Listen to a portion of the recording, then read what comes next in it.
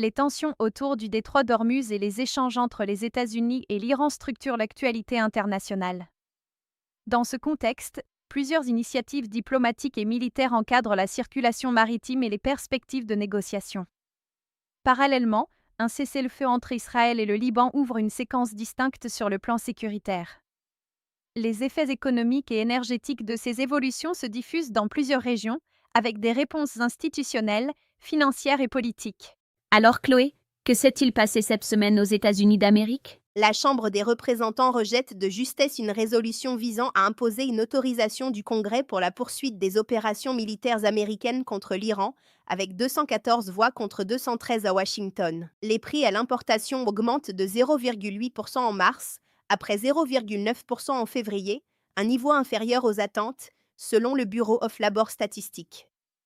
Les marchés américains progressent, avec un S&P 500 à 6991,53, plus 0,35%, et un Nasdaq à plus 0,93%, porté par les anticipations de reprise des discussions avec Téhéran. Les contrats à terme affichent également une hausse, avec le Dow plus 168 points, le S&P 500 plus 13,5 points et le Nasdaq 100 plus 28,5 points.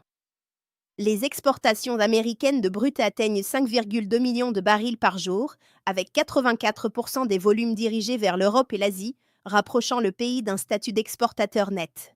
Concernant l'Amérique latine, Au Pérou, le dépouillement dépasse 93%, avec Keiko Fujimori à environ 17% et un écart d'environ 13 000 voix entre Roberto Sanchez et Rafael López Aliaga pour la deuxième place. Les appels au départ du chef de l'ONPE se multiplient, alors que 5% des bulletins font l'objet d'une révision. L'Argentine obtient un accord technique avec le FMI pour un programme de 20 milliards de dollars, avec un décaissement attendu de 1 milliard, tandis que la Banque mondiale prépare une garantie pouvant atteindre 2 milliards de dollars. Les États-Unis imposent des sanctions visant des responsables et entreprises du secteur aurifère nicaraguayen, incluant 2 membres de la famille dirigeante. À Cuba, le 65e anniversaire du débarquement de la baie des Cochons ravive les références politiques liées aux relations avec les États-Unis. Haïti et la République dominicaine annoncent la réouverture de leur espace aérien après plus de 2 ans de suspension. voici l'actualité du continent européen. En Hongrie, Péter Magyar annonce viser une prise de fonction à la tête du gouvernement,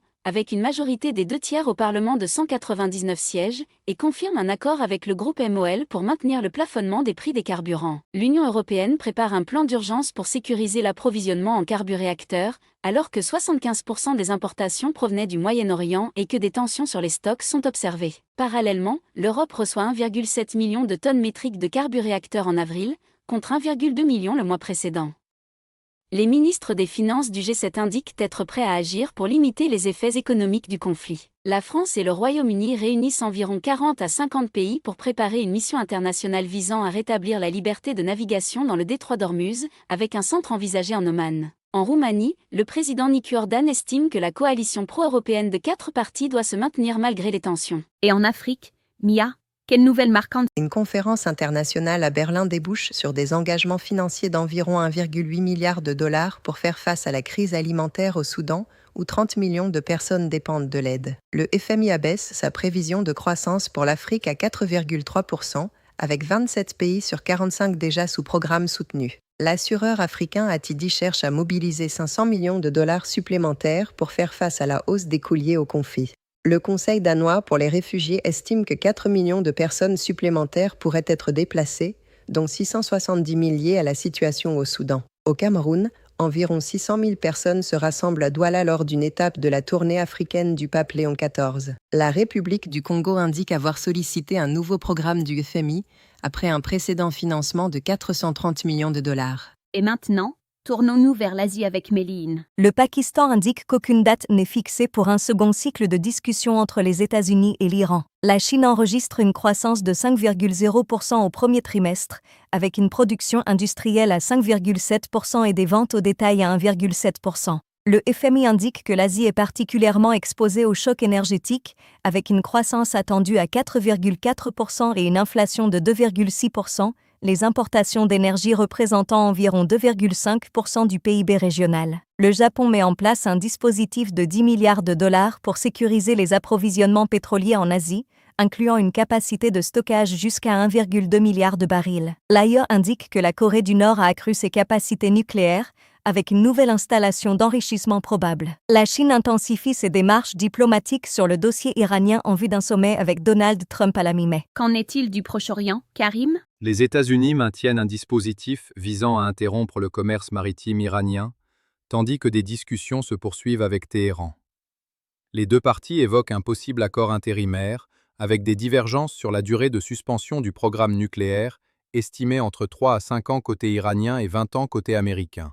L'Iran propose un passage des navires par le côté omanais du détroit d'Ormuz, tout en indiquant que la levée du blocus reste une condition centrale. Le détroit d'Ormuz concentre environ 20% des flux mondiaux de pétrole et de gaz, avec des centaines de navires et environ 20 000 marins affectés.